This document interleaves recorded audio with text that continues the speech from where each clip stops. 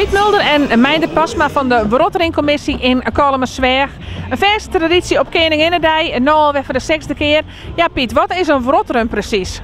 Een wrotteren is een soort hutloopparcours met obstakels. En dat bestaat uit touwen en water en drek. Dus het is een soort survival run, Meindert?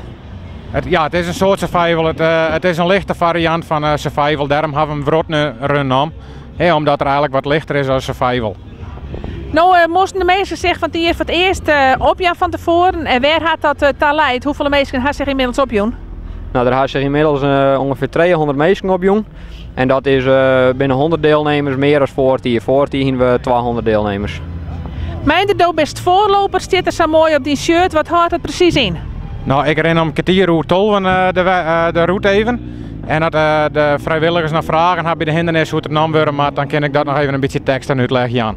En dat de touwen los zitten of zo, dan kan ik nog even trooien aan. Kun je al wat vertellen over de bepaalde hindernissen die zitten komen onderwijs? Ja, we kennen de route wel een bedel, is zo'n kilometer. We gaan hier het Sjerkenpaard in. Dan gaan ze over de container heen, het Sjerkenpaard terug richting de spoor.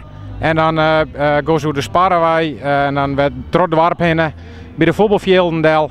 En dan gaan ze ongeveer 24 hindernissen gewoon. En dan ben ik even benieuwd, Piet, wat voor leeftijd dan zou je mij? Nou, het is van jong en oud. De jongste band die kan meedoen onder begeleiding van hun ouders. En nou ja, als het dwang is, dan meest meedoen. Dus hier van 80 maar ik wil meedoen.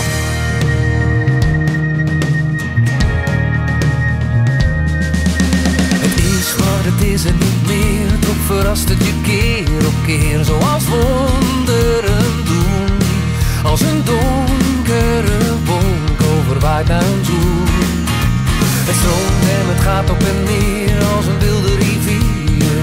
Naar een zee, naar zijn doel. Mooie beelden en woorden maken jij het gevoel dat je stuurloos ondergaat.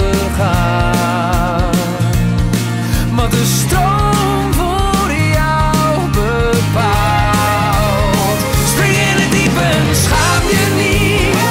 Is er dan iemand die nooit verliest in de stroom?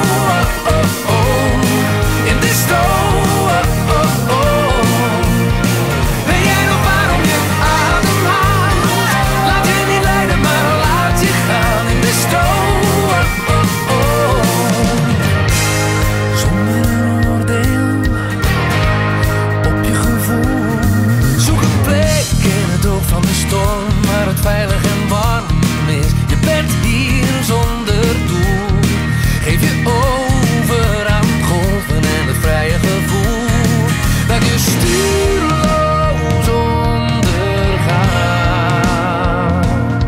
Wat de stroom voor jou bepaalt.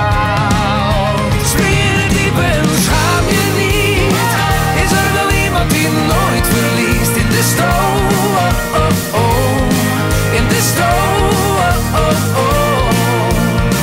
Weet jij nog waarom je adem haalt? Laat je niet leiden, maar laat je gaan in de stroom.